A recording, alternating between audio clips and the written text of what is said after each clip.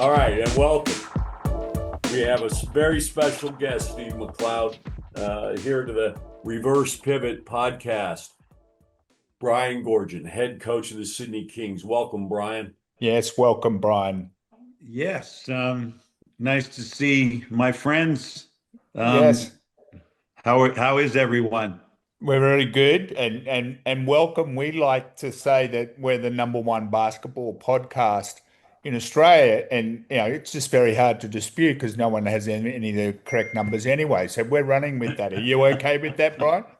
I am. I don't doubt it at all. I've heard nothing but good things. You've interviewed a few friends of mine, and a few players that I've coached, and Awesome. they've enjoyed it.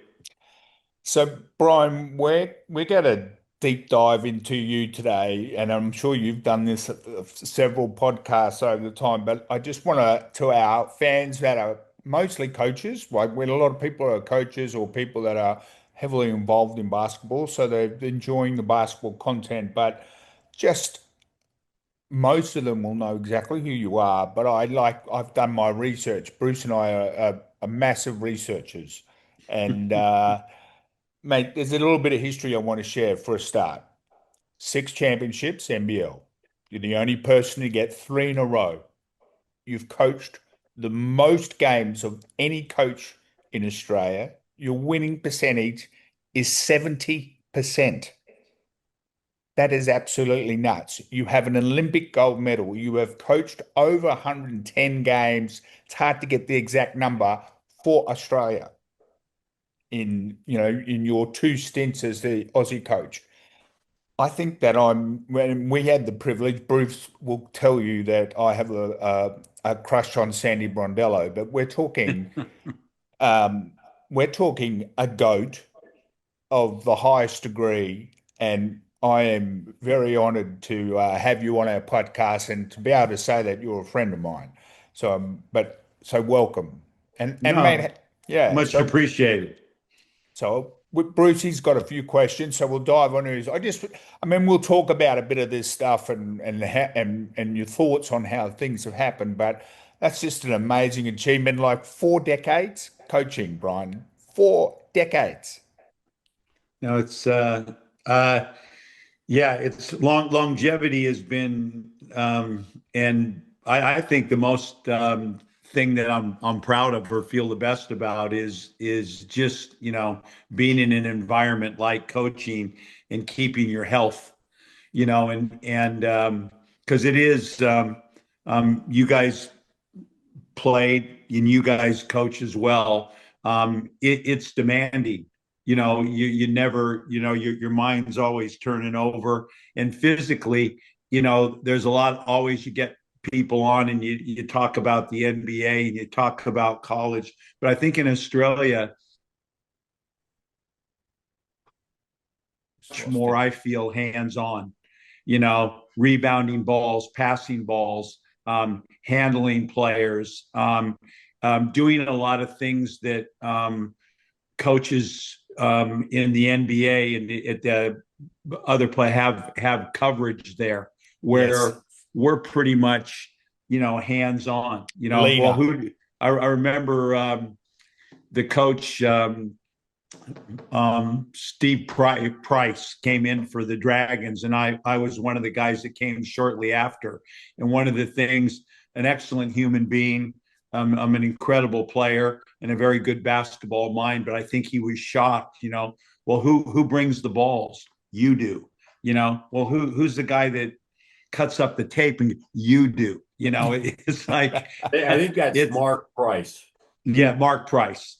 Yeah. Steve, that is a sign of age, but no, Well, it is Steve Mark Price. Price. Steve Price was a very good rugby league player, played for Queensland in the state of origin. So I don't know whether he No, moonlighted in the no, basketball world. I don't know, no. but But I do think that the environment we're in, and that you do have to have a physical presence, yep. and it's as you get older, you got to really keep keep on top of that. And for me, for a long period of time, it's been year round. It's been with a club team, and then as soon as the club team finishes, it's been right into the national programs. And I'm sure Bruce will attest to this, that being in China really pushes you along in that form. You can't show any signs of age in that environment. And number two is they train like you can't believe, and it's treated like you're working for a company. You get a month off, and then it's 11 months of the year, and it's really demanding on the physical side. Here, you're tested in a lot of areas. In China, just physically being on the floor. Bruce and I were together in Dongguan, and we pass each other constantly, going from court to court. 6 hours a day. How many years, Brian? Let me interrupt. Was it 11 seasons or 12 in China? 11 seasons in China. That's straight, 11 straight. Yes. So we were going right through, and then COVID hit, and COVID really put a stop to it. But I was a head coach down in the Dongguan for 6, and then I went to the rival team. It was like I was working with the Clippers, and then I went to the Lakers for a year. And that was Guangdong, not Dongguan. And Guangdong had all the national players. And in my time, it was Yi Jialin, who was one of the the Kareem Abdul-Jabbar or the LeBron James or whatever it was. They had him and a range of other names you wouldn't know, and a big budget for imports. And I did that for a season. Then I went to Yao for 2. And then I went all the way up to the top to Xinjiang, which is freezing cold, 50 below zero. Since then, Mitch Creek went up there and played there for a tick while he was in China. And then Harrell has just been up there, the one that plays for Adelaide. It's one of the toughest places to play, just because of the landscape of Xinjiang, just with the Uyghur situation going on, and there's a lot of political stuff to deal with, and then it's very, very cold.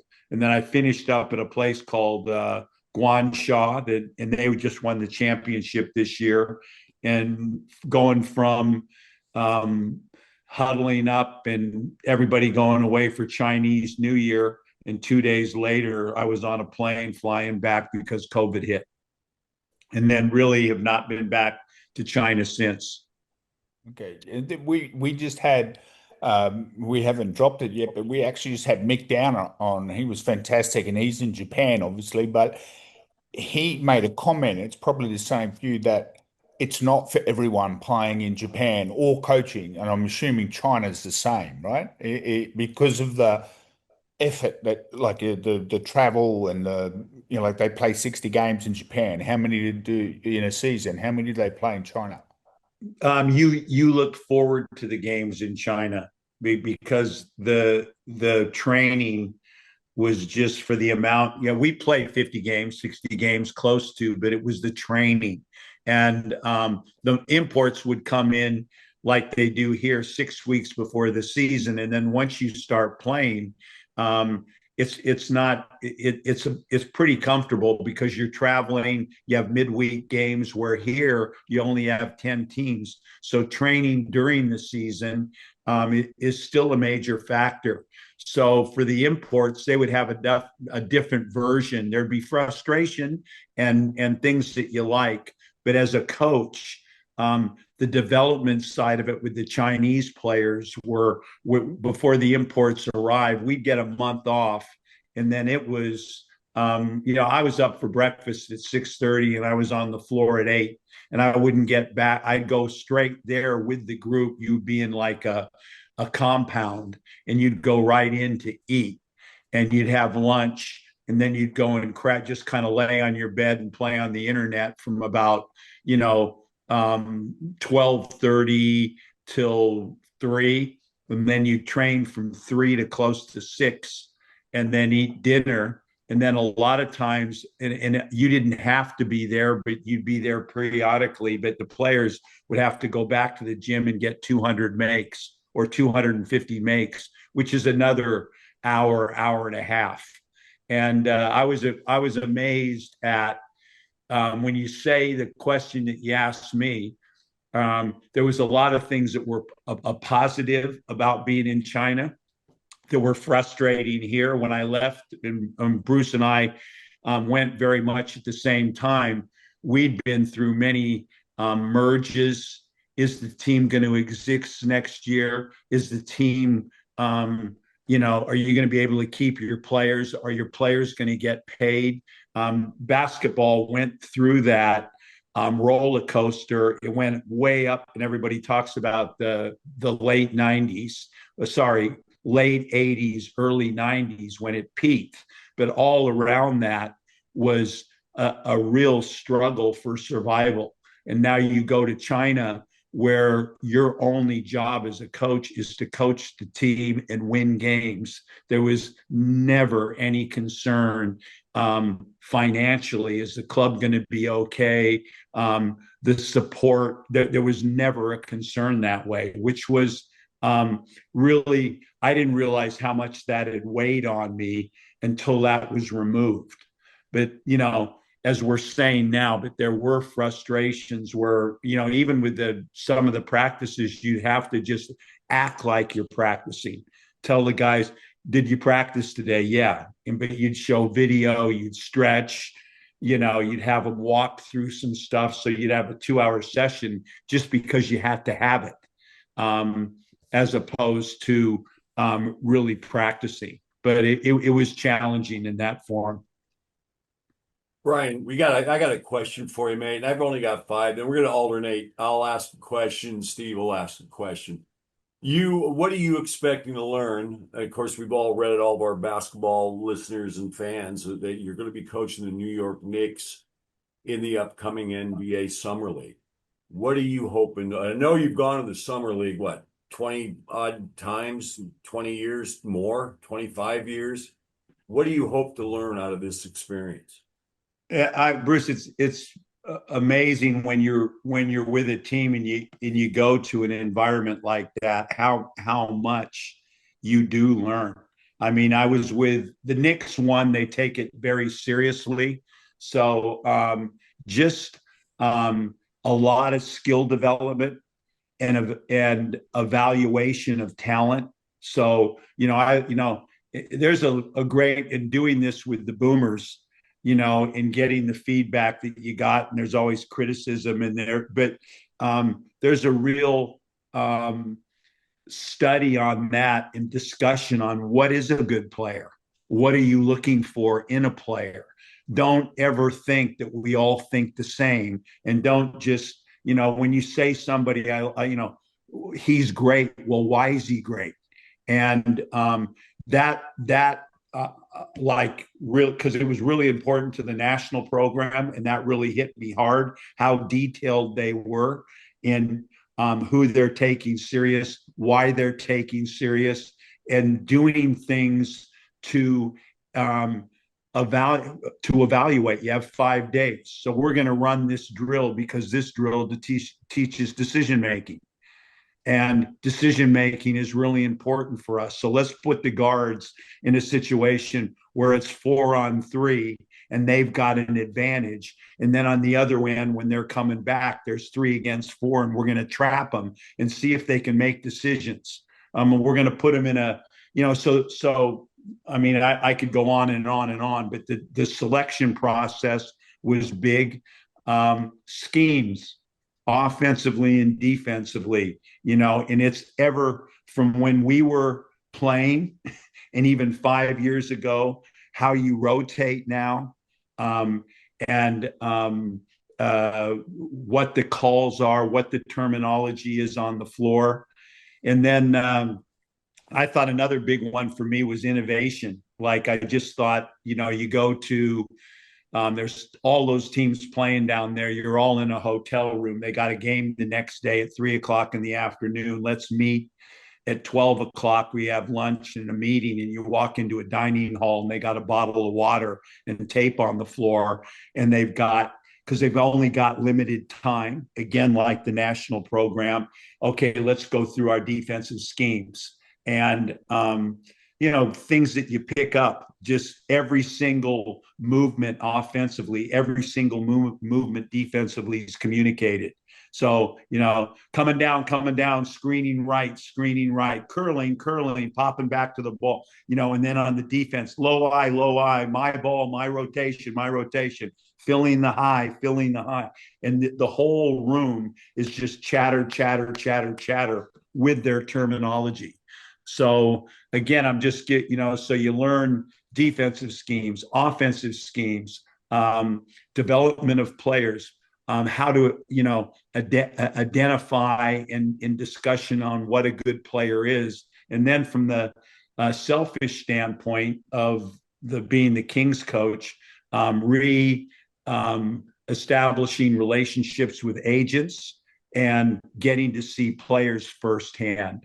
And the last one, and I think for all of you that don't get to do this, just walking into a hotel and getting up in the morning for breakfast. And for myself personally, and I know, Bruce, it would be, I always talk to you about this, it'd be similar for you, how many great men and how many incredible people we've coached or coached against or interacted with that would, you turn around and you look and you go, it's Chris Carrywell in the hallway. And you look at him and he's a grown man and, shakes his hand and gives you a big hug. Love you, coach. Great to see you again. And you go, that's the lead assistant for Duke. And it's, Rick Brunson, who played for Adelaide. And his son is Jalen. Yeah. So there's so many players that we've coached. Chris Gent, Bruce, is a icon of coaching. And there's so many people that have graced our shores and doing Bruce and ours time that Jamal Mosley, I had as the head coach. And it really clicks that, man, we've been around some guys that we've been involved in their development that have gone on and are doing incredible things in our sport. It's great to see. And Steve, I'm going to leapfrog your question because that whole thing about talent identification, and you were a very accomplished point guard. A lot of these listeners may not know that you were on the Elite Eight team at Pepperdine with Dennis Johnson, right? Yes, sir. Yeah. So DJ played the point and you were the backup. Is this right? Yeah, we had DJ and Flinny Williams, who both ended up being, one NBA player and one the league, the ABA, the ABA. Red, white, and blue ball. But I was like the guy when one got tired and had to come out of the game, I'd come in for him. And then when the other one, I'd move over when they rested the other one. And so every time I came to the scorer's bench, they'd make a big face at the coach because they knew they were coming out. Here comes Goorjian. Here comes Goorjian. Damn it. My question is, you guys, the Kings have signed Matthew Dellavedova and Kendrick Davis, which I think is going to be a huge improvement in the point guard. But when you look at skill sets and character, what are you looking for in a point guard? Well, it's a great question, Bruce. And when I really, when you watch the game now, I don't even, and it's funny how they talk. And when we talk now, you really very rarely talk position. It's a guard, it's a player, and so we were looking for in the backcourt a tough we just from last year, a toughness back there, a guy that could defend the ball, put pressure on the ball, a good decision maker, and a guy that had leadership qualities. For us, when and I know I'm describing Delhi, Yes, you are. but I'm also very much understand the group that we have around, like Xavier's in the 4, Bull Call's in the 3, Kelly's in the 5. Now you go through these positions for ours in the guard spot. What was after last year, we had, if you did go positionally, we felt 2 2s and a 3. Jalen Adams is a 2-1. I think Bruce is a 2, and I think Tyler's a 3. So we needed somebody that, you put the ball in his hand, he's going to get to the ball to the right guy in the right spot.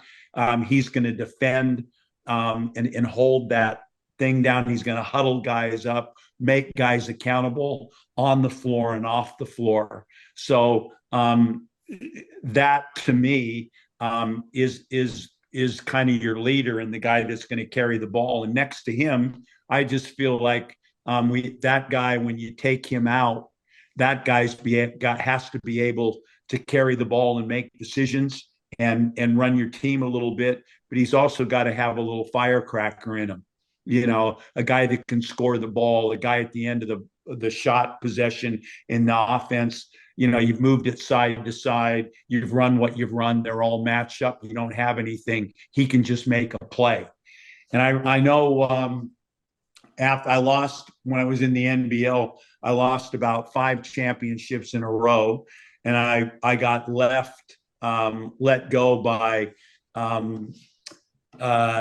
the Giants. After the Titans, they became the Giants, and I got let go because you can't win the big one. That was the Victoria Titans. Correct. The Victorian Titans, excuse me, before the Victorian Titans, the Victorian Titans I coached, and then for 1 year, I think it was, they became the Giants again, and new ownership came in and they said, hey, you can't win the big one. You can't do it. And I went to Sydney, and that's when we won 3 in a row. And I remember I got left with the Kings 3-4 pieces because they were in total disarray. They finished near the bottom of the ladder, and they were in administration. Brett Brown left, and I came in. Long story short, we got to the playoffs with Shane Hill and Matty Nielsen and Chris Williams. And it's we get in those games and in those series, you're scouted. We just we just had guys that could make plays when we were stuck. Chris Williams could score off his own bat. Shane could score off his own bat. Matty could.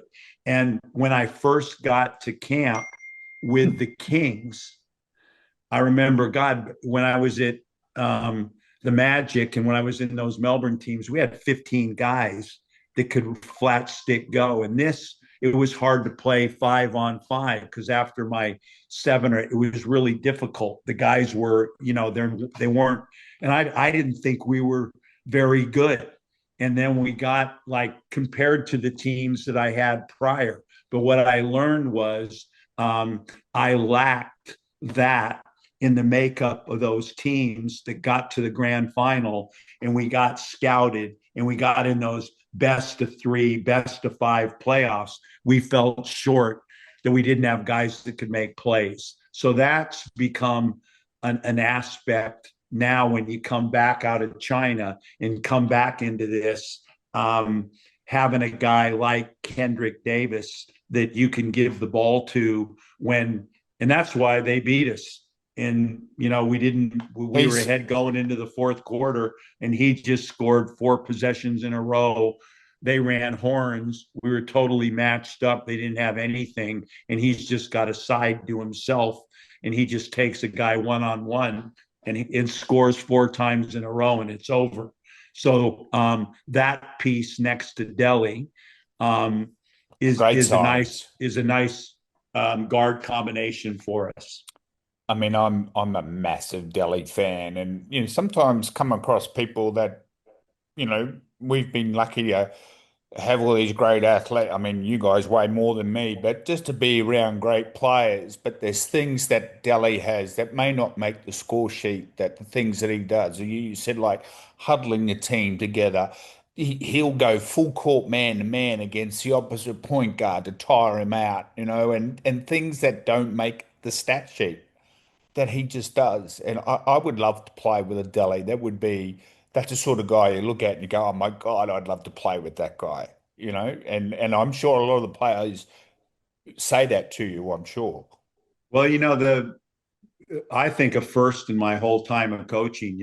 I let Delhi go before the World Cup to give Dyson Daniels. I wanted him a part of that.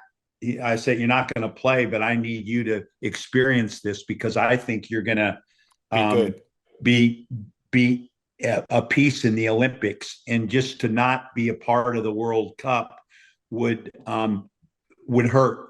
So somebody's going to have to go, and I let Delhi go because I thought, father time. I thought, it's now moving away from you, and he could have played in the World Cup, but Yeah. This is more important, and it was moving away. And he comes in to the campaign before Paris, and there was no way you were going to let him go for all the reasons that you talked about. One, our performance at the World Cup, and that we missed what you're talking about that he provides. And so what I'm saying is the element, this leadership, this the toughness that he brings, the teamship that he brings, and he's a hell of a basketball player. The mindset is incredible, and I got to experience it because I've coached him prior. And a lot of, I guess, when we talk about Bruce and Steve, this talent identification and what's a good player and what's a bad player, I think you see it with O'Connell here with Indiana. And I loved his comments when he came out. We all can say the same thing about him. And he turns around and he says, what people don't get and what they don't realize is toughness, and playing your ass off every possession is a skill. Yes. It's a skill. And I think a lot of people, as a coach, you just say, hey man, you need to play harder. Come on, man. Let's go. And I think as we find out, as you coach longer and around, you start, hey man, this quality here, leadership, being a voice in the locker room, being somebody when you say something that you get their attention.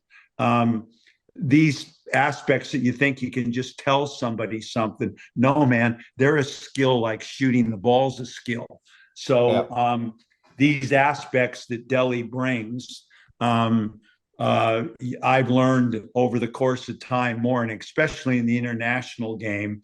And as the sport grows, the basketball, that aspect, and the state of our game right now, there's a lot of entitlement. There's a lot of guys getting stroked and showered and pat before they've gotten what they and to reach their max. So this skill that we're talking about, there's less of it. So it becomes really valuable. Yeah, Ball IQ. I love The him. thing you mentioned, that when they're walking through at the summer league, that weeds out a lot of great athletes, but the IQ. Can they pick that stuff up? Can they react quickly? Then they, as we see, and I was a really good podcast, Brian, I was listening to with Bill, what's his name? Bill Simmons podcast. He had Doc Rivers on, and they were talking about, like, right now, Jason Tatum snapping his Achilles. He's so young. It's about too much. They're playing too many games. He said the perfect thing would be 70, but there's an attrition that, you got to be an elite athlete. You've got to have a high IQ. 100%. And I think I don't know if you got Peter's message, and what they're doing in the AFL is, one is definitely part of the selection with the Boomers, and part of that selection process when you go to the NBA and they're looking at players, and you listen. One of the, decision making is a huge aspect on the floor, off the floor, and creating situations where they have to make decisions, and how you run a practice like that. All right, and then how you teach, and they're going through a lot of players can learn, but the way we teach, and the process for them doesn't work. And I know it's as simple as showing it to them or having them walk through. There's so many avenues to some people have attention deficit disorder, but they're smart as hell. But so if you're teaching in a certain manner, they're not going to pick this up. I had a guy when I was doing the NBA thing, and I'm throwing in balls and stuff. He goes, "They learn a lot better if you handle them." And I go, "What do you mean?" And he goes, "Touch them. You want them to come down and curl this thing, grab them and pull them and slap them on the back, give them a high five, put your arm, touchy. That's an important aspect for some of these guys to learn. And then again, that's a little one you take, but part of this learning falls on you as a coach. And then another aspect of it is some guys can't learn. And if they can't learn, or there's just, with the national team, for an example, it's completely different than a club team. So when I teach, whatever you're doing, cut it in half and throw a glass of water on it. You've only got 6 days. Your thoughts are good. Now you've got to I show you something in the morning. Now we're going to come back and play it live. And you've got to know it. That's a whole different deal than now with the teaching. And is that a game breaker for you? Like when you're getting to the selection piece? It's a huge piece of it. Huge piece of it. If you got, your version, I won't say it, your version of LeBron James, let's say, and he has a difficulty learning, you got to work your way around it. But if you're in a selection process, and you usually are, where you've got your 6 and now, or your 7, now you got those 5 positions and there's 12 guys and you're in that mix and 2 of them can't learn. And I've had that before. It's a real strike. We've discussed before that often the hardest part, and you just said it then, like your 6 nearly pick themselves, right? You know who your point guard's going to be, you know who you're starting with, but it's that last 5 to make the 12 that can change a little bit depending on their attitude, but they're the hardest ones to choose because they're closer to each other. You know what I mean? Like LeBron James sticks out like a sore thumb. So you don't have to worry about that selection. It picks itself. Does that make 100%. sense? And you have, it's when you watch Team USA or the people that are giving the feedback, the thing, what they have no idea of what your selection process is. So we're starting to get really controversial here because of our talent pool. So it's not like you have 10 NBA stars, but you've got very, very high quality players that you're going to not have. And so when they give you fear, well, why did you let, this is stupid, it's ridiculous, or that was, but regardless, why, what are we looking for? What are we selecting? So with the national team, I'll give you, it works in 4-year cycles. So you're not, when we came back out of Sydney and the team lost to New Zealand for the qualifying, it was because Andrew Gaze, Vlahov, Brad Key, all of them retired at the same time. And there was no they lost 8 years because no one had any understanding of international basketball, coach or players, and they walked in, and we got trampled for a long period of time. So it works in 4-year cycles. You can't have, Serbia's learned this, Team USA is, you can't have 12 guys that all think, I always relate it to a movie. Not everybody gets to kiss the girl. So, there's somebody waters the horses, somebody sets a screen, somebody sits on the end of the bench and is part of the development and claps. You can't have three NBA players in the same position. They're twos and threes sitting next to each other on the end of your bench. And you can't do that. So it's not the 12 best players, as you're saying. It's the fit. And Yes. it could be skill wise. It could be, or the locker room needs. And as I give you an example, Dyson Daniels to the World Cup he was told you're not playing. You're coming here because we're going to need you in Paris, and you need to touch. And everybody's, why did you pick Dyson Daniels and let Delhi? Why did you pick this guy and let that? Well, and the other aspect, and I say in the finishes, that when I coached the Boomers, the staff was incredible.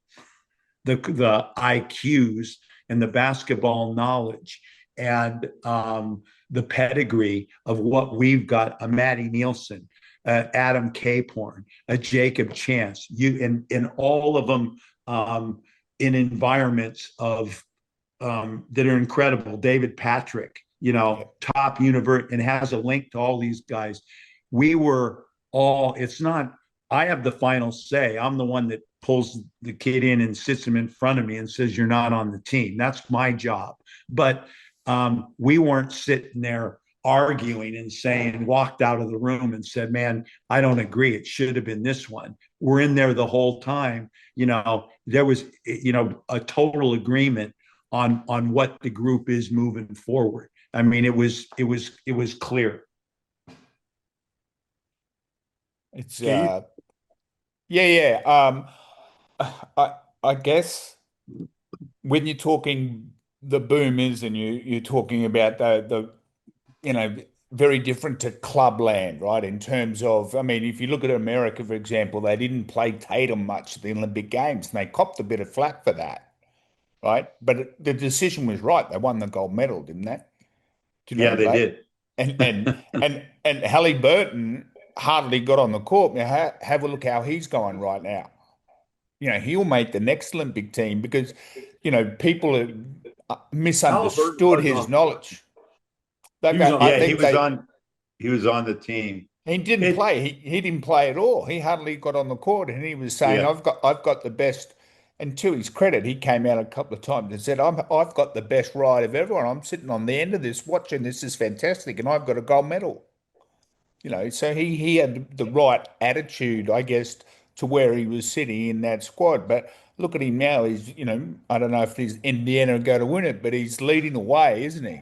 Like he's incredible player, and they've got a talent pool that is incredible. But the balance, like I say, for us and for I think I really think we're placed internationally in such a strong position. And walking into it after I had a unique situation of being a part of it and then going away and coming back 11, 12 years later and seeing where it's gone. Just talent wise, the pool that you get to select from, to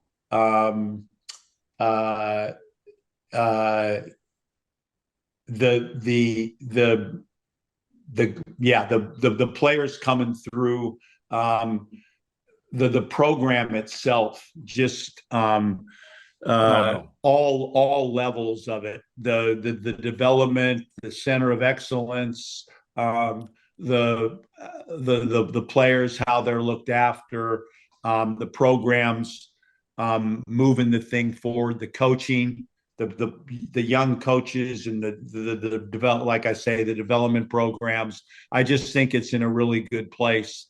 And you look at the Boomers right now coming out of those last Olympics.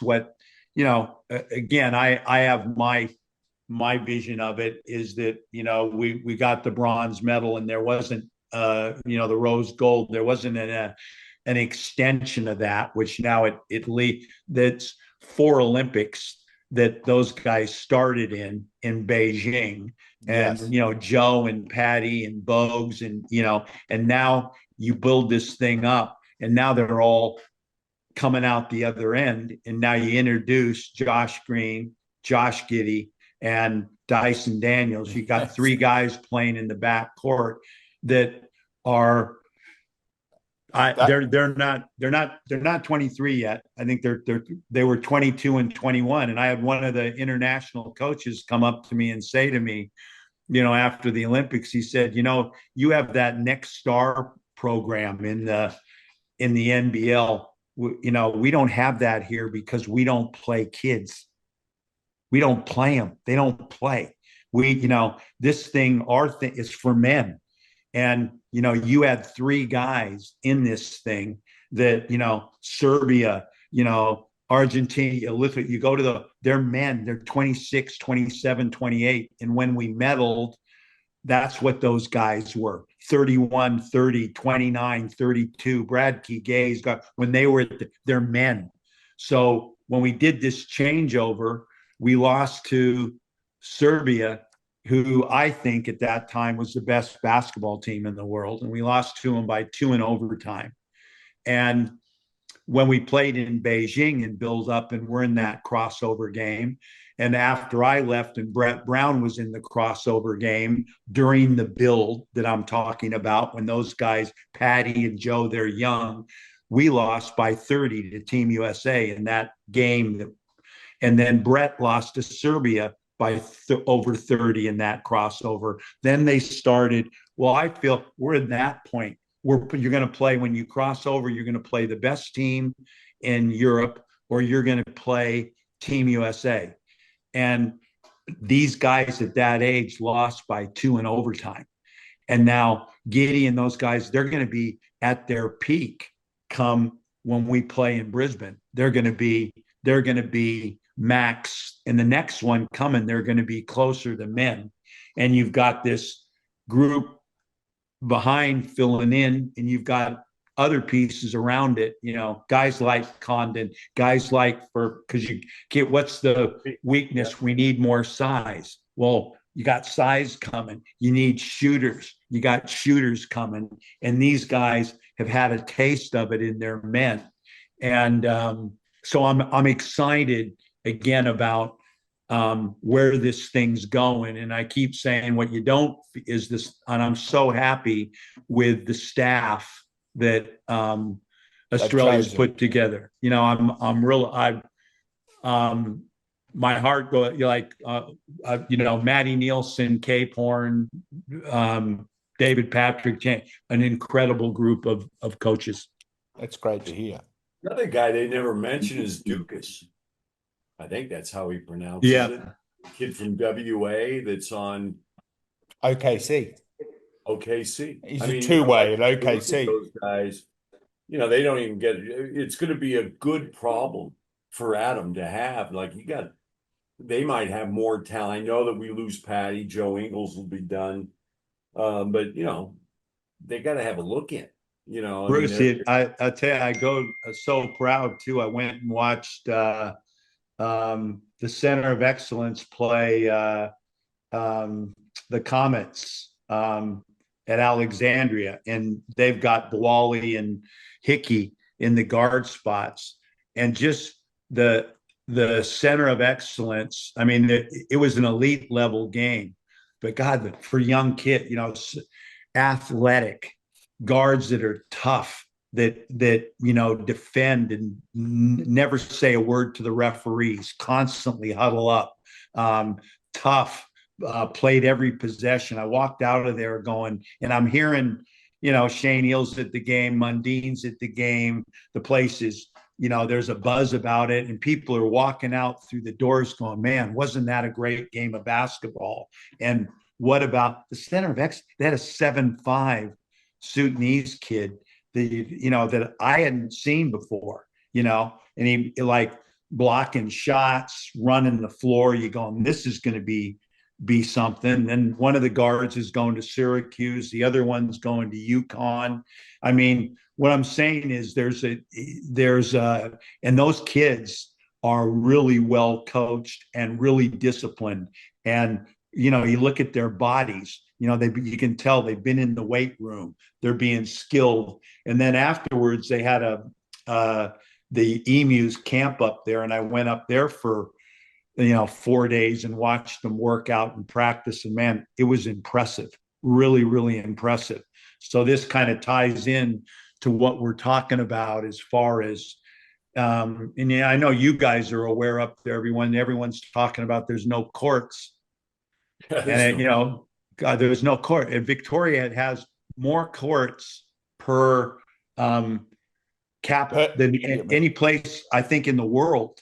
More basketball courts per. So there's 5 million people. For the 5 million people in Melbourne, more courts than anywhere, and there's still not close to enough to service the demand for kids that want to play. Brian, we're gonna pivot. When you were in Tokyo, and I'm sure you brought that again to Paris, the gold standard, right? This is a culture thing, right?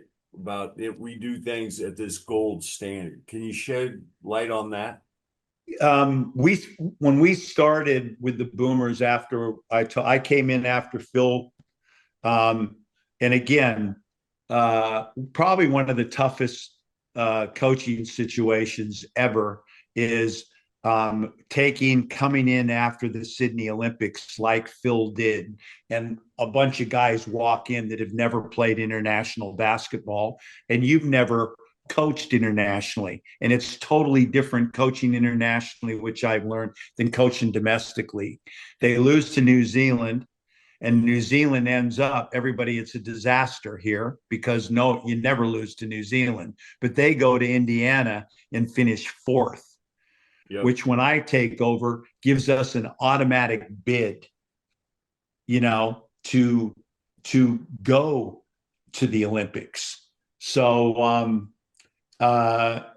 background there. Now, and going to answer your question, I came to Sydney after being in Melbourne. I didn't even know, Collingwood, Carlton, Tony Shaw, Robert Walls, Ruse, David Parkin, and Bruce is the same. We're learning and applying from Australian rules football because Australia is great at it. So culture, strength and conditioning, go to them and learn. And I come back to Sydney and I look and I go, shit, they're playing a game over here and they don't do it in Australian rules football. They're playing, and it's the year the Wallabies play England in the final of the World Cup. And Eddie Jones is coaching that team. And I pick up the phone and I call him. I said, man, can we talk and just tell me because they were incredible. And now this is applicable to us. And one of the things he said to me right off the gate, he said, first thing came, you got to be the best in the world at something. And he goes, I've seen the USA. I don't know that you're going to have the most talent. I don't know you're going to have the most athleticism. So he talked a lot about culture, which led me just to a guy called Ray McLean leading teams and I brought him into the Boomers camp and going into Athens, we did nothing every night, and I'm limited on time. I made culture a piece as opposed to a training session. So instead of having a night thing afterwards with video and whatever, Ray McLean. We got to the Olympics. We were so far off Lithuania, Argentina. So as far as Bruce's, as far as culture and being together, huddling up, communication, being in the trenches together, we were well off that. And Beijing, it got better and it continued. So I go away 12 years, come back, and answering your question, Bruce, I walk into Huntington Beach and I see Tybal, Josh Green, Giddy walk in, and there's Baines, there's Patty Mills, there's Joe Ingles. And I walk in the stadium, the gear, the food, the flags, the music. And I'm absorbing and not using my voice. I'm using my assistance, how I use my voice, how I use my energy, all of this stuff. I've got a mindset to a plan coming in, and I'm just listening and taking things in. And I go, man, this is really dynamic. And explain to me gold vibes only. And I took it, gold vibes only means we win a gold medal, or and it wasn't that at all. It's gold vibes is everything you do is at a gold level, or we got a problem. And if we do that with the players we got, we're going to get a gold medal. That was the belief. So what it did was it pinpointed process. Instead of talking about it all the time, if you say that, well, he'll come at you about, you better be prepared for practice. When you're running something, what's next? You better have the answer to it. The uniform better be clean. The bus better be clean. The food better be first class. If we're going to have a meeting and we're in, we better have a good room. So there was pressure on whether it be the manager, whether it be the trainer, whether it be an assistant coach, whether it be a player. Patty and Joe, those guys, they would huddle guys up and say, man, are we doing a gold medal vibe on communication? Is that happening out here today? Not good enough. So what I'm saying to you, Bruce, is that thing when I went into the thing in Tokyo after being in Beijing, it was now we were like a level above, I thought, anybody. There was nobody there. And when you get to that point, and I talk to the team about that, and I say to you, it's got to be visual.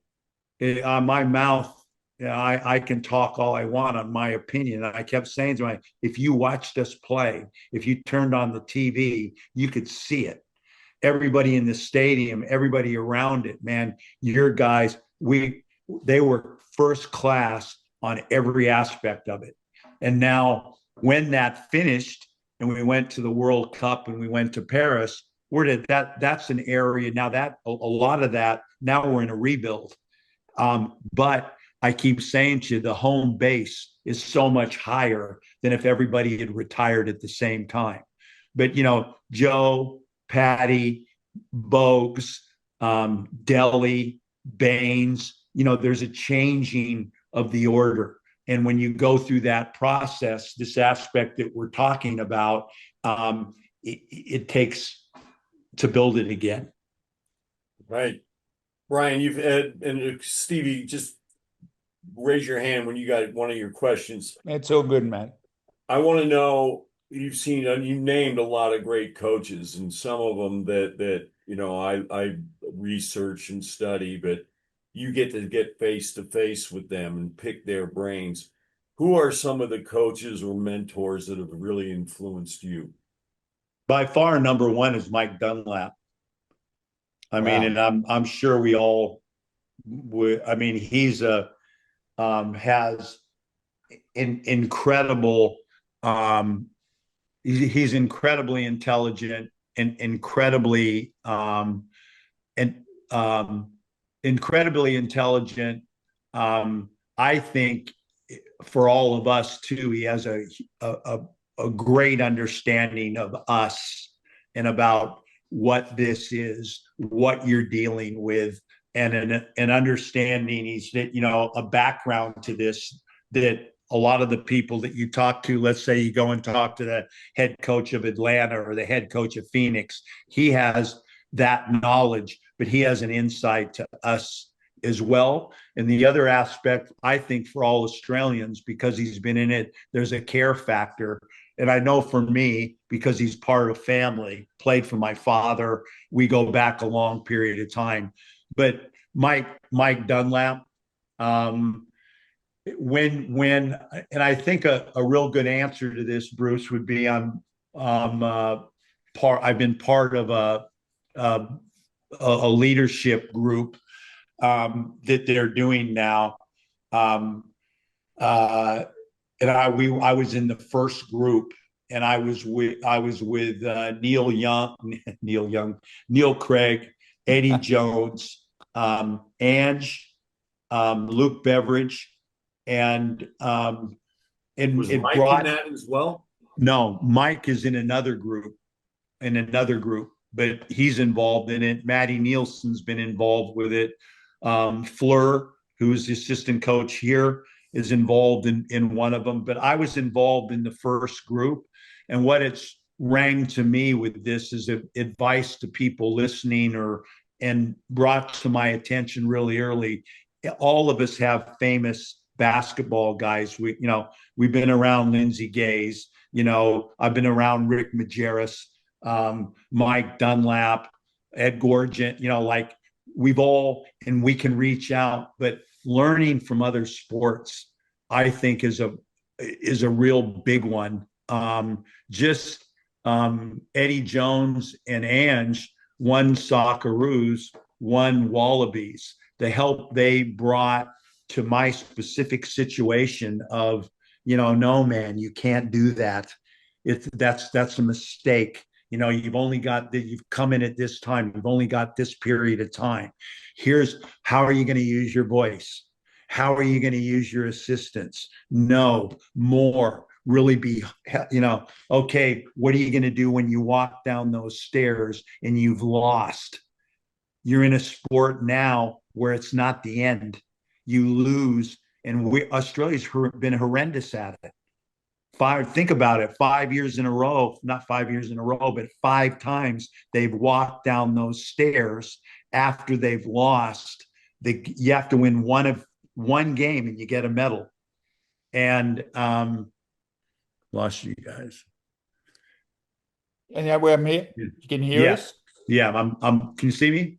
Yeah, Yep. absolutely. Yeah, so one they've never won a game. So they've never lost and then come back and never done it. So I knew, because of the conversations I'd had, everybody picture winning, and talk to your players, and as a coach in international, you also got to lay at night and script, we lose. Now you're coming down the staircase and they're all sitting down there and they just got their ass handed to them. Now what are you going to say? And it's happened four times in a row. Here we go again. So that thing, when I walked down the stairs going into that locker room, as I was going, I knew exactly what was going to come out of my mouth. Exactly what was going to come out of my mouth. And if I did anything in those Olympics for the medal, as I said, a lot of it, there was a lot of stuff in place, a lot of stuff to be done. But the number one thing in my time with the Boomers was that walk, and that locker room was probably in my 4 Olympics, the most in that. And again, I referred to, I was on point, and we came back and we won for the first time, and we played at a level that was very, very high for us in that game, which is hard to do. And that group of men that I was with during those months leading in, that play a different sport, were instrumental in preparation. And Bruce, I go back to the blood situation with the Sydney Swans and Paul Roos and that culture piece. I was in Sydney at that time, and Paul Roos was incredible as far as a sharer. David Parkin, Robert Walls. I remember being when Terry Wallace flooded and beat Essendon, the Bay, going way back before a lot of people listen to this podcast time, but because Terry Wallace played basketball and had a lot of respect for basketball. But when my dad told me, when I started coaching and I went and met with him and came back to coach Ballarat, he said, Australia's good at something, find out what it is and get in there and learn from them. And for us, Bruce and Victoria, there was nothing better. than AFL football. And now it's gone to, and I'm still in Sydney now, meeting, and trying to, being around people in other sports and being around that sport, which to me, in a lot of areas, is the best in the world. I don't think there's any players anywhere that are fitter. I don't think there's any sport where the camaraderie is any better. Teamship, because I feel like with Australian rules football, if you don't have teamship, it's deemed you can't win the championship in that thing. Where I don't think it's that way in the NBA. I think if, get your 15 rebounds and 10 points. If we get along, great. If we don't, shut up and play, do your job. It's, and I'm, everybody wants, I want that contract. Now, Australian rules football, the teamship, the camaraderie, the togetherness is the edge, or one of the edges that you have to win it all. So digging into that sport, and that's what I love about Australian sport, because I think it's the same in the NBL. Melbourne United, superb. What's gone on in Tasmania, it's been superb. And we're a lot of these organizations, again, you go through change. I think Tassie's going through change now. You don't have it for something. You got to take a deep breath and rebuild it. This is 1-2 championships, and we're on the build. And I love the process. But you look at the teams that have won it, they're in the peak in that form. Wollongong was at a real special place over a 5-year period in the area we're talking about.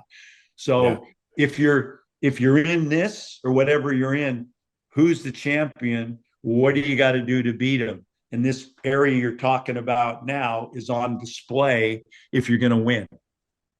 I'm a proud Aussie, Brian, as you and Bruce are as Brian well. and I are. Yeah. Yes, but I often in my lifetime I never thought I would see NBL teams playing NBA. We've got NBA coming over here to play games. We've got as many people playing NBA, WNBA as we've ever had before. But we're still a small country from a population perspective. I still think we fight above our weight division, I mean, you guys, you've had that opportunity to go all over the world. What is it about? And you're saying other sport, is it because a lot of Aussies play multiple sports, or what is it that gives us that little bit of an edge? I mean, we're now talking about, one day I believe that we can win a gold medal at the Olympic Games. 100%. And the point you're making, everybody,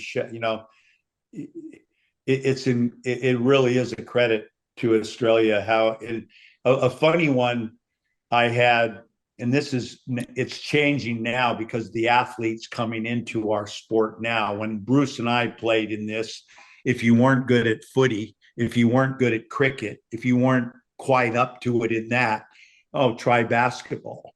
Where now the elite are playing this sport. And I remember I'd come out of Athens, and now it's time Beijing. We needed to win that first game against Croatia. Everyone felt in order for us, one of us isn't going to go through to the quarterfinals. We lost to Croatia. Then the next game was the Argentinians, who'd won the gold medal at the World. We lost to them. We were 0-2. And I'm walking around the village. When you're walking, I'm just in this closed environment walking. I'm 0-2 again. And we're walking around. I go, God, and you could see it, And one of the coaches from the other sports grabbed me and pulled me over the side. He goes, Coach, relax. He goes, we've got 25 million people. And he goes, and our best athletes are playing a sport that isn't here. And you think about it, Australian rules football, they don't, in the best, where what we're in, all the best athletes were in that. So we ended up coming out, but it's something that rang true. And you start thinking about, what it is, and I just, I really think mateship, the football code, that there's a toughness about. I remember when I came out here playing against the Wrights, playing against the Careys, playing against the, like if I'm looking at the guy, looking at the guy's guardian, they got their fist clenched. God, he's sliding with his, and he's got his right hand out, the other one's right here for and it had a toughness and a physicalness to it. And you look at it's an interesting feedback that you get back. And I try not to name but the university I was going to go talk to that had Aussies on it, that is known for on ball. And I called up the assistant and I said, man, I want to learn and he goes, yeah, come, no problem, anything. But it isn't about the on ball. And I'm looking at him and I go, I think it is. And he goes, no, man, it's about the Aussies. And he goes, man, there's they had like each year they got like 5 or 6 and they get them coming through. And he goes, it's about the Aussies. And what he's saying is this toughness that we're talking about, this teamship that we're talking about, is uniquely special going into an environment where it's AAU basketball and there's a lot of entitlement. And now you bring in some guys that are happy with their T-shirt you give them. They're happy for their teammate when he makes the basket. I remember, Bruce, when we were with the Melbourne Tigers, and I'm come in and I'm playing again ahead of the Longstaff brothers. And when you're in the college that I played at, if you like, I told you about Dennis Johnson, if you're on the court, they're pissed off. Yeah, right. These guys, I'm playing, and I've arrived, and Christmas is here. Season finishes, Christmas is come. They invite me to their house for Christmas. And I'm like, go in the backyard, beers, mom and dad. And then there's 30, 40 people, kids running around everywhere. And they got presents under the tree. And they call out my name and give me presents for Christmas. I'm like, but that's that piece. And now you take it to the NBA and you look, okay, well, what do they say about Joe Ingles? What do they say about Patty Mills? What do they say about, they're good teammates. They're respected, aren't they? Yeah. Delhi. What was Delhi's role so there's this guy's an Aussie and he's at the talent level, he can play. They're engaged because of this element. And this element might be an answer to your question. There's something in it. Work ethic, toughness, teamship. And now the coaching, I think, and again, I keep referring to Bruce because when I look at him, we grew up together. Absolutely. We walked into Albert Park together and we'd play on Friday night or go in the morning, and there's 9 courts back there. And I'd look at what was going on with all these kids playing and you'd close your eyes. It was the dad that took the kids to McDonald's afterwards and they're doing bucket shots and throwing the ball like this. And you're going, God, I don't care how much they do. They're not, that's where now the kids, there's people around this thing and they're getting proper instruction. They're getting proper supplements. They're getting proper weight programs. And there's a little toughness to it. They're not entitled. They're not getting, there's a little where America and some of these other places that's becoming much harder to control. So I think there's a lot of things in our favor right now. I mean, you can look at it negatively, but it exists in Australia. There's a bit of that tall poppy syndrome. We've always been taught to just keep Brian, a little have you bit. experienced any of that tall poppy syndrome? Well, I know, and I mean, I think it's, they call it clickbait or what. I mean, I think right now that's a part of this too, that I'm finding now brutal, absolutely brutal what is being fed back and what comes over it. It's if you look at it and get involved in it, you're in deep trouble. But I look at it that, I see the best of Yes. all, the greatest of all time. You win the gold medal, like you said about, you still get barbecue. You still get. So I remember when I came back from the Olympics, Gemma, don't worry about what they're saying. Don't, I'm like, shit, I was fine until, because I live in oblivion. And B, when we were in China, I love that about China. I had no idea what anybody was saying. You just live in this wonder world where you just coach. So, you know, it's I worry about the players, and I really try to preach that the only thing that matters is what's in the locker room and what's in here, because that they're a lot of these decisions that you read about, God, why did they fire this guy, or why did they let this player go? But when you're in this thing, and you're in it every day, you realize the people have no clue of, what and you go through. yeah, and I loved it with Joey Wright, and I know he does a deal with Body that's Yeah. on it too, and I love Joe. Joey answer a question, say, like, I've done this, man, and there's something, but we're not there. We're not at practice. We're not in every day, and when we're evaluating this, there's something missing, and guy knows what he's doing, but we're not abreast of. And it's so true, because you could be in, and from the outside it looks like that, but on the day to day there may be this issue, or there may be that issue, or a guy may be providing something that's really that he deserves a big hug, even though he missed 6 shots. He deserves a big hug, and he's really important, that everybody's not abreast of. So that keeping it in, but it's harder and harder with just With all the outside noise. It's really become a whole mindset of how are you going to handle that? Or if you're into, I don't think you can find enjoyment in this craft anymore if you're gonna take that in and listen to it. Because when you think about it, the TV or what you're doing, you want somebody to say something that's going to draw attention, get you to, and the clickbait, they want, that's what it's all built on. And just telling the truth and telling the facts a lot of times is boring. They want something to happen. Well, that's why you're on Australia's #1 basketball podcast, because this is where the truth is said, Gorge. Hey, can we reverse pivot, because that's the name of our podcast, and talk a little bit about NBL? And you've been with the NBL from the day one, and you're here now.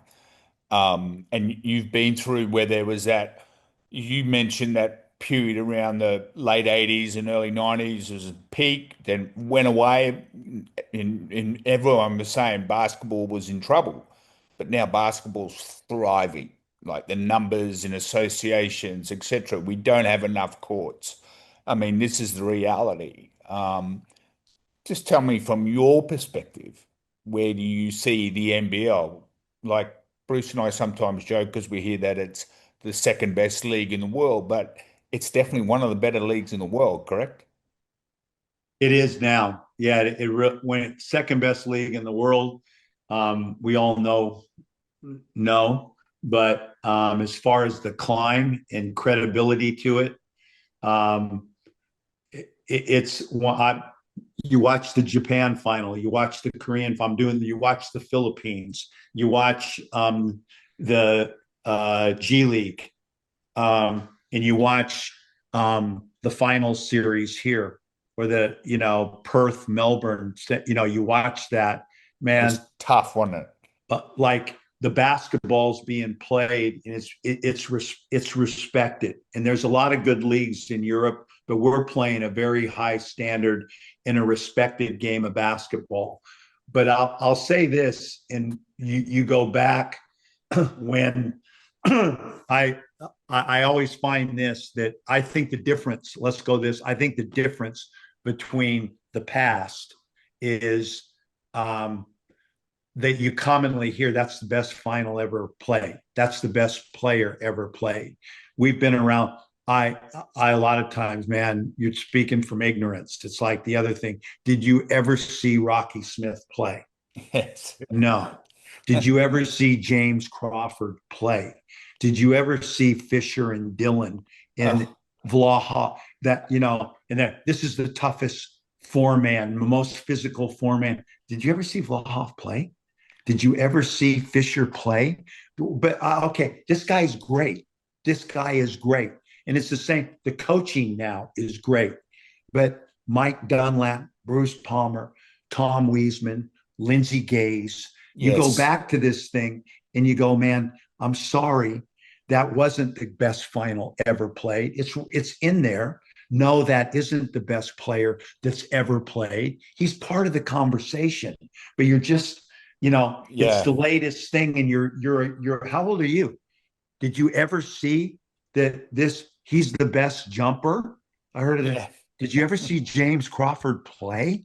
He got his head on the rim. So the basketball, it's different stages to me, well coached prior, great players prior. There's more depth now. Yeah. More, and now you got this issue that you talked about. How do you play your depth? How do you have, it's a 40-minute game and you play once, we don't play enough and we don't have enough teams. So I'm training the shit out of these guys, and you got 3 guys down there. I'm cutting Division I players. You got 3 guys down there that can play, and when you get to the finals and you play the best of 5, why did Wollongong win? They wore Melbourne out. Why did Tassie beat Melbourne? They wore them out. So depth does become important if you're going to win it. And what are you going to do? Are you going to have a happy, or are they going to be part of it if they just sit there during the whole year? And you'll lose them. So there's when you're making, why do they sub? Why do they take this guy out of the game? Hey, the game's changed. Yes. And now you got to play harder. You got to have this, but you got to involve the bench, I think. And then the depth is bigger, and then everything around it.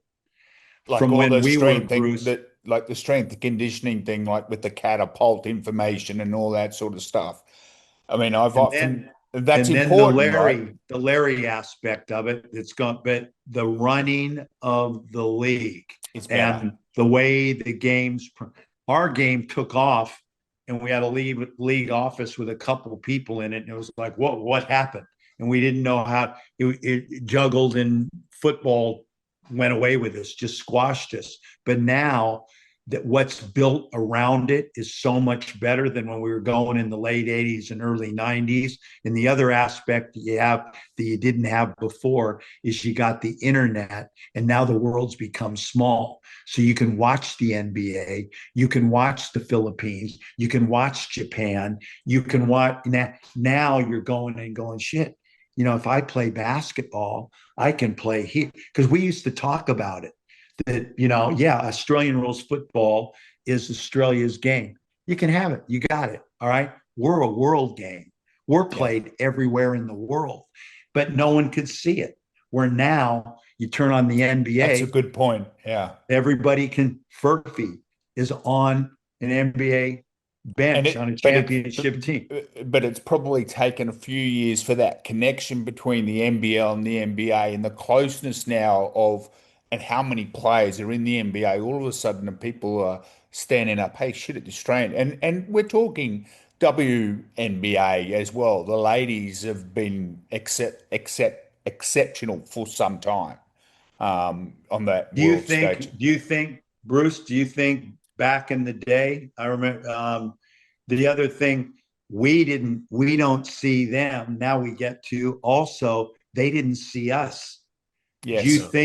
You think 10 years ago, you come into a game and North Melbourne's playing Melbourne Tigers, and there's Copeland, Gaze, D-Mac, Bradkey on the floor. My dad was underneath the basket. He goes, my God, there's 3 NBA players on the floor. Yeah. And I looked at him and I go, you think so? He goes, hell, Bradkey's an NBA player.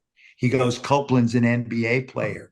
Emacs an NBA player. Do you know what you're seeing out here? But no one saw that. Where now, and you tell your players, man, you go to an NBL one game, everyone sees it.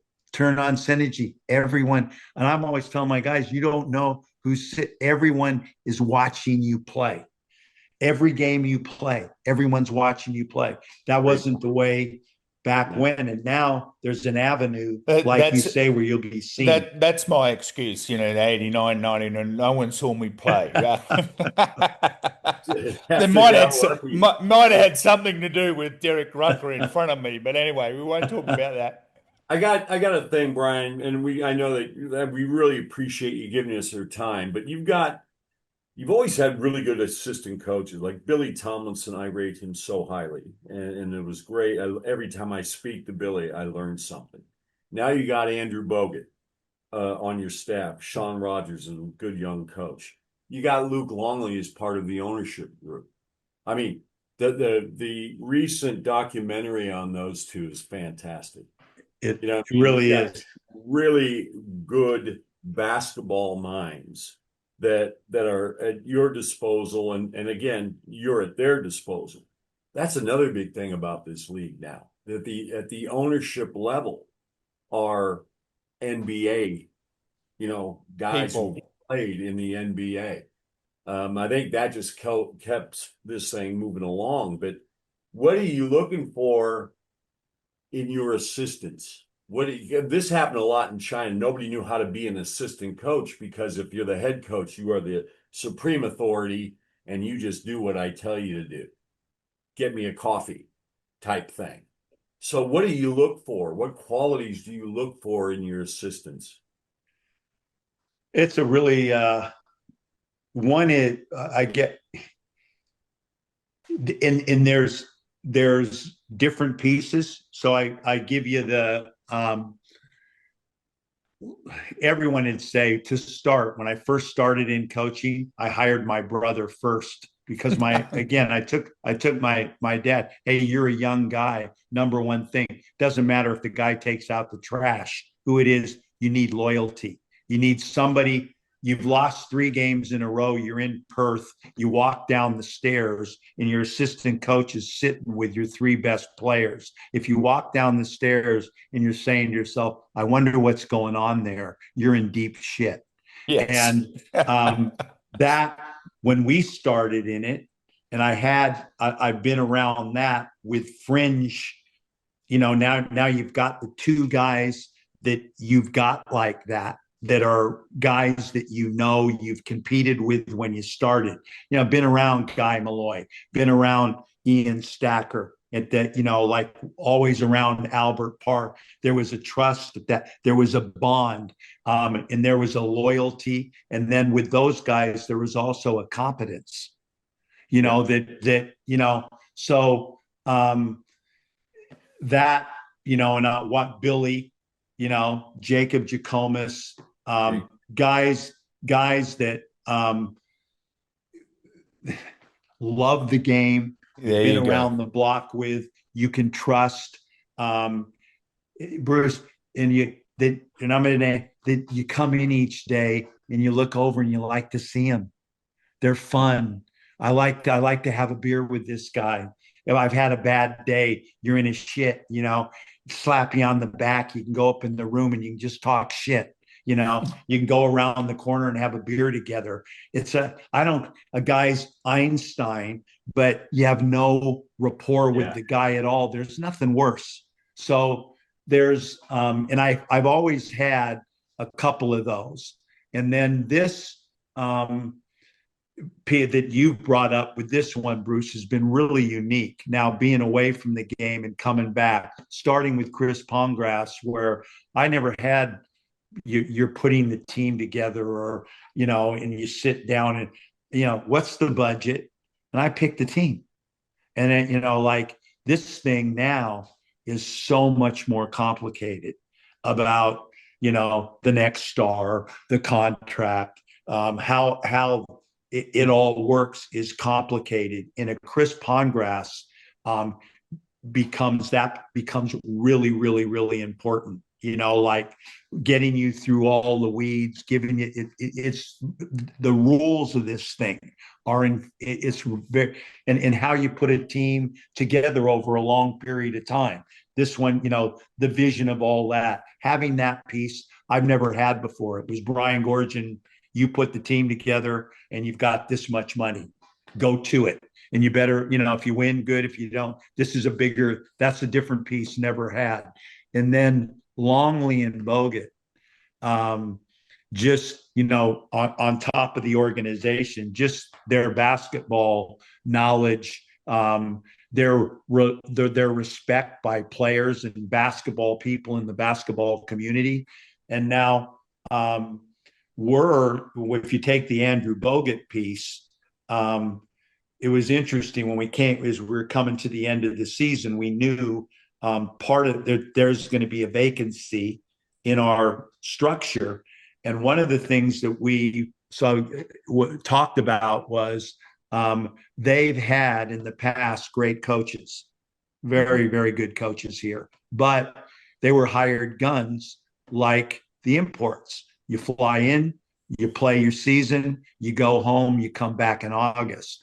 This now is a program where it's community, and Robin Denholm is trying to build the game of basketball. And this is a full-time Aussie production. So yeah. I'm on a 3-year deal. I got this one and the next one. Well, who's coming after you into my seat? And Billy's in a similar position to me. We're not going to be dead from basketball, but Billy's not going to be, and he's not going to be the next head coach. He's going to, move along, but it won't be in a head coaching role. So who's that going to be? And Luke Longley came, when the season finished, and brought Bogut's name up. And I kind of looked at him and thought, because as you all know, there's an NBA player that's got great knowledge, but coaching's a whole nother deal.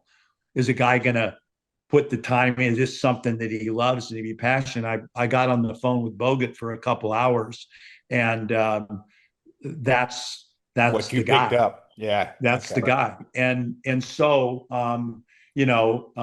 having a mentor relationship there, but also on the flip side, and I know I keep flipping it back to Bruce, but I know he's in the same, really going back to China, and what you guys have come, but is you want to learn, you want to grow. So this isn't a guy that's going to sit down next to me and thinks exactly like I do and says yes. He's going to bring stuff that he's played for the best. He's won a world. He's been on the floor with the best.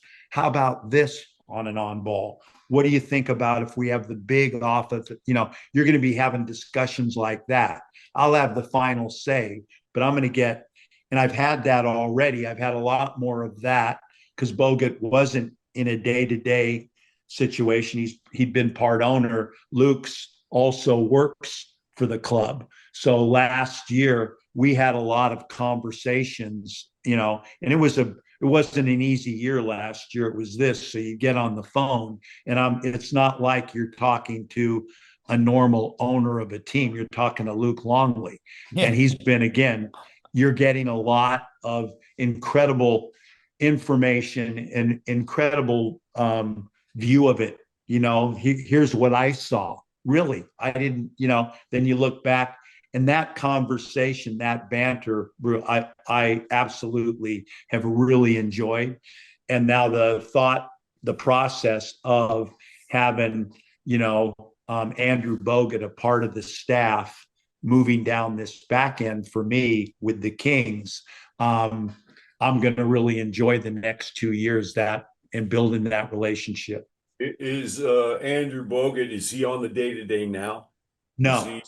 He starts, we start in July, and Bogut arrives. He's moving everything and being here on a full-time basis, obviously, and he'll be here at the end of this month. and then he's So on. right now, you were explaining to me earlier about the King's Run. Can you let our listeners know what that So is? so again, we kind of a deal that we see as a big part of the role now of the King's position is development. And then the second part is community. So again, a lot of good, but what they haven't had in the past, there's been nobody out in the NBL one into, and I like to Norse, to Penrith, no one's doing that. And then the development of our players, of the Spurgeons, of the Galloways, they're left to their own devices. Go out, go over here and play. Well, we've got a program that runs 9:30 to 10:30 in the weight room, then skill development and shooting. That's Monday, Tuesday, Thursday, Friday, weekends off where they play with their teams. And so we're involved in that Monday, Tuesday, Thursday, Friday. And I just came from, we had the Wednesday, they call it the King's Run. And now all the NBL one players, all the guys playing, you're welcome. And Bruce, it's like the old version of the Jungle Ball we used to play, we call on Friday night. So all those guys, today we had 45 guys. Scrimmaging. So we had 45 guys. Q-Bank's son came up from Adelaide. Xavier Cooks played, Galloway played, Spurgeon played, and then you've got the imports from Norse. Probably 10 imports that are playing in the NBL one. Cal Bruton's son up from Wollongong. Their 4-man up from, and so. Wow. 5-on-5 we do some transition stuff on 3 courts, 2 courts, and then we go 5-on-5, 3 teams where you're running a concept down, then 5-on-5, the old like CV when you played we play it 5-on-5. You score 2 buckets, winner stays on, loser in. And they had the whole gym buzzing. And it's so much fun for those guys. So much fun. And it's something, again, that Sydney, I mean, when we talked about the fellow, they don't do that here. Where do you get a run? Melbourne used to go, you used to go to Albert Park when you have a run, get a run, come after you finish work. Wednesdays, we're going to have a run. They didn't do that here. So really exciting. And and we've identified, we'll identify our development players out of that. Also develop a relationship. They're all asking from our weight coach, diet, and they're getting skill stuff that they can go home and practice. So this aspect I feel really good about because it hasn't been done here at all. And really, now, will that be something that you'll keep doing while the NBL season starts, or is there going to be an end? An end. When we start officially, we'll select our, and we started it last year, but I had the Olympics and I came late. And so we had it and started it. And now this year, as soon as the season finished, we're right into it. But really proud of that. And just again, I keep saying our owners were really described their vision to me of the Kings and what they want it to be and how I was why I did it. I did have some options overseas, but it was like, I'm into this. I'm into what she and Paul Smith, what they're trying to do here. I'm into it. And excited about it. I didn't know Jason Tatum was coach of the Indonesian national team. Yeah, I don't think it's the national team, but I went over to Indonesia when I did the window the last time before Paris, and we played Korea in Bendigo, and then we went to the airport, and the next day we flew to Indonesia, and Rob Beveridge was there, and the job that Tatum has, I think, and it was the top club there where all the good players were. And Rob was in charge of that, and I think he's moved up into and they brought Tatum in to actually coach that team. But they are paying imports really well in that, and they're really trying to push that and getting the game going. That was the thing, and it's a FIBA sanction. It is a club. I'm sorry, because I spoke with, can I drop another name? Tommy Wisman for an hour this morning. His team in Taiwan is in the grand final. Now they have two leagues. One league has 4 teams, one league has 7 teams, and the two can't get on. But Tom, they won the first game. You know, he's got both Jeremy Lin and his younger brother that isn't a bad player. And he was naming the Sword. Sword played out here, did he not? Yes, he did. Yes, he did. Got him in that mix. Is Tom coaching the team? Tom's coaching No, it? Tom is a mentor, a paid mentor. Their coach is an American guy who's leaving after this year and got a job in Japan. Yeah. John Patrick, who was with Blahov at Stanford, really good coach, mate. He coached Sheba before. Sheba. Yeah. And he had Xavier Cooks. Yeah. Now Trevor's coaching it. Yeah. Yep. So Small world. He went back to Germany. He did well, and he's a good coach. He wins. Yeah. He wins everywhere he goes. So he's coming and he's going to coach the team next year. Tom will be back as in his consultant role. I mean, he's getting bonuses. So they had a bonus if you made the playoffs. You get a bonus if you get to the grand final. He gets a bonus if they win it. But my God, the season goes forever. You're only playing 6 opponents 6 times. And that season started before the NBA and will finish after the NBA. Holy shit. Same with Japan. And, we just had Mick Downer on and he was great. And they've got, how many teams? Do you remember what he said? 20? It's going to be, there's 24. Yeah, and there's going to be a new B Premier League, Gorge. Did you know about that? No.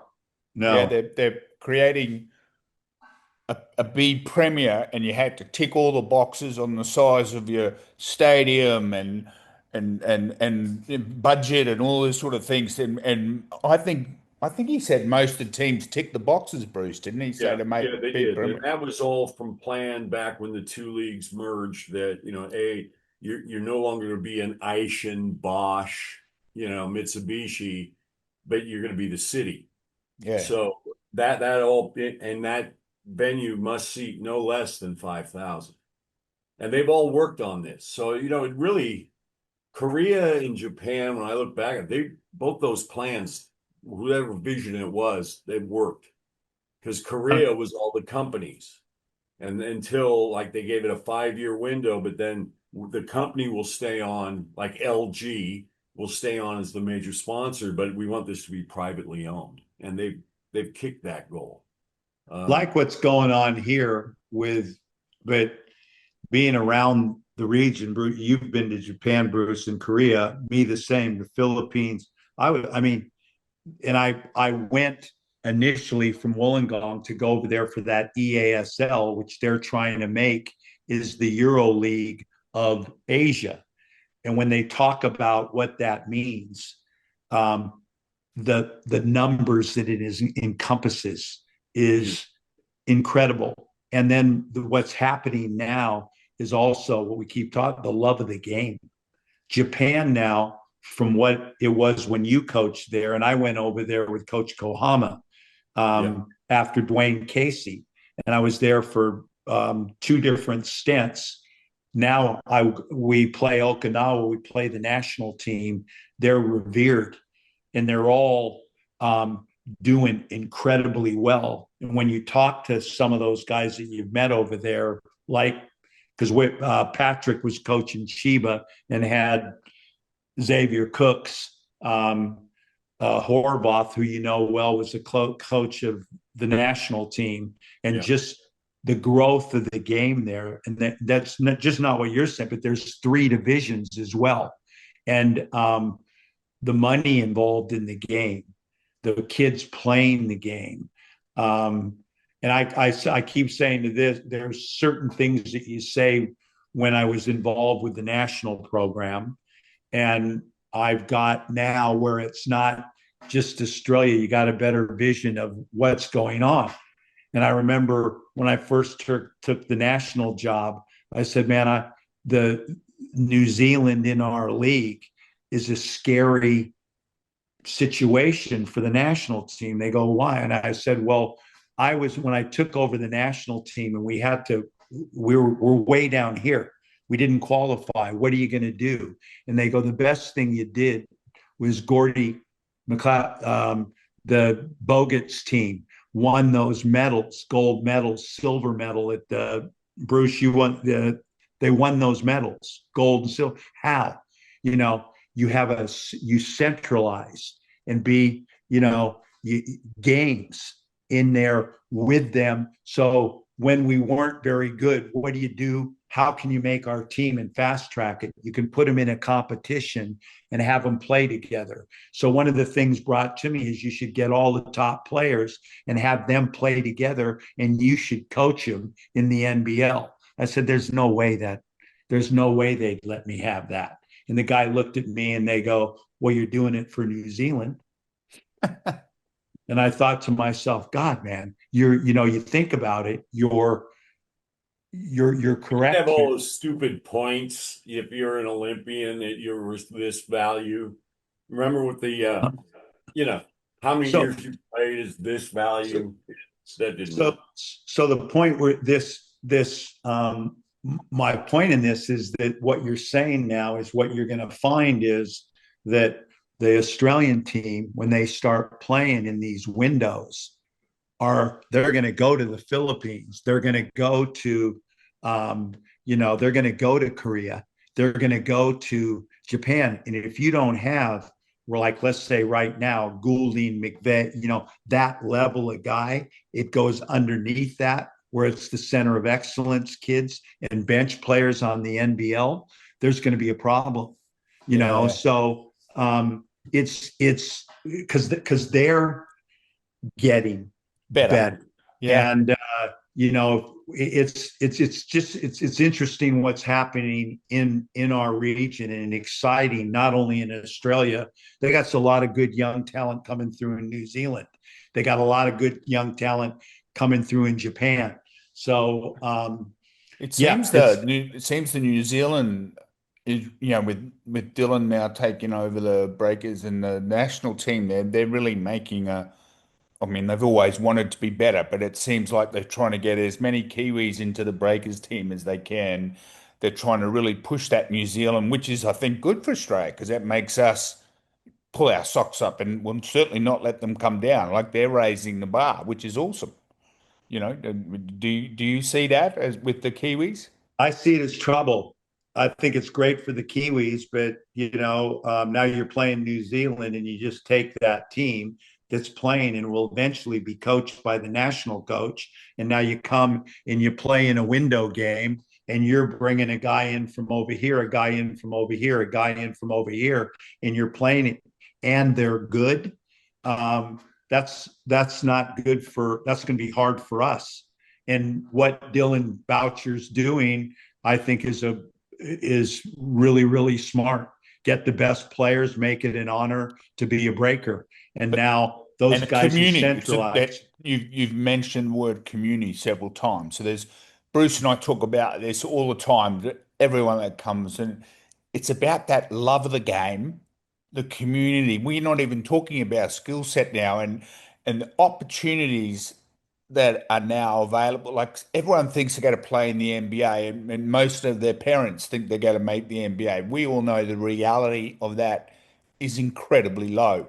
But this beautiful game that we love has got so many opportunities for people to go to Div 3 college, go to Div 1 college, go on a tour to the US, AA tournaments, all these things that never used to exist when I was growing up, from a country kid wearing follies in Bundaberg. When we're into the Sudanese community, and you're around these kids, and I know, and Bruce and I went to the same high school and whatever, and we were always taught in the American system, we didn't play club. It was done in the schools.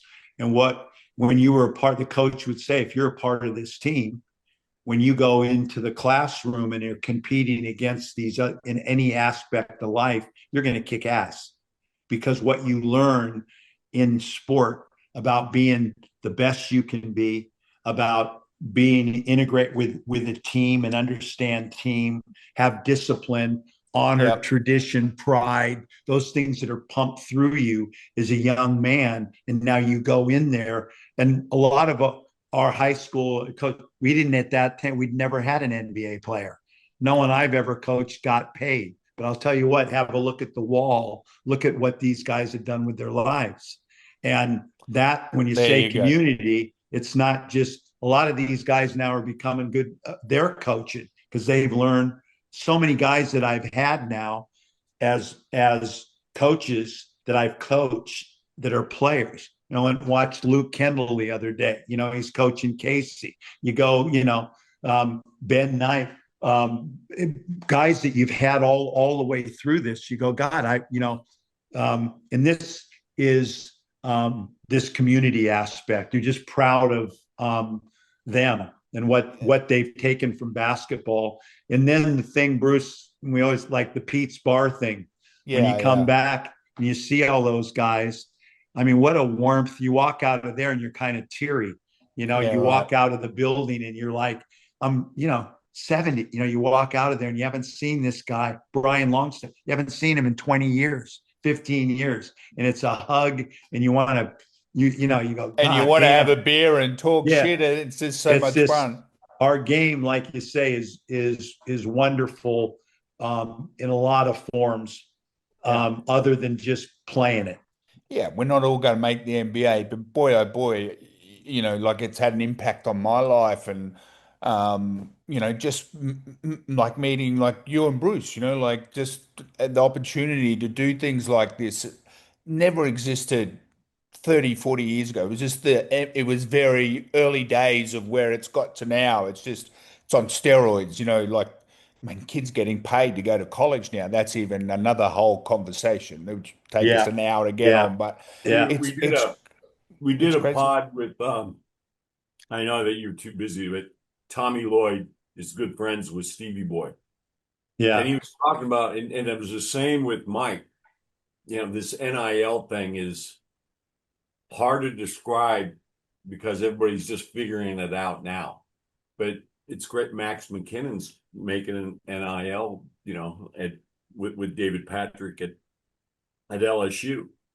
Brian, when do you go to Vegas? When do I go? I go on the 4th of July. I'm in New York for 5 days for their training camp. And which will be, like I said, the part that I haven't done before. And then I'll go with them into Vegas and be there from the 9th to the 18th, you know, for the games and stuff. So it's about New York and then Vegas, and it's about a 14-day, 2-week deal. And we won't hurt you on the podcast again, but I will be calling you to pick your brain. Oh, well, you got to come. Is that sort of pinching yourself, Gorge? Like, you've done a lot of amazing things, but New York, 5 days in New York at a training camp, summer camp with them, is this sort of like pinching yourself? Like, this is so I mean, unreal. But I think the longer you're in it, you really start to you know, appreciate and look forward to it's the relationship thing too, and just, you know, what this game, where it's taken you, the people that you meet, yeah, you know, 100%. I look at Bruce and I see, I mean, we've known each other since 6th grade, and the places that, you know, we spent night after night together in Dongguan. You know, we came to Australia together and played together at the Melbourne Tigers, brought Al West over through, and lifelong friends that we've, you know, through basketball and the places that we've been. We're both born in California.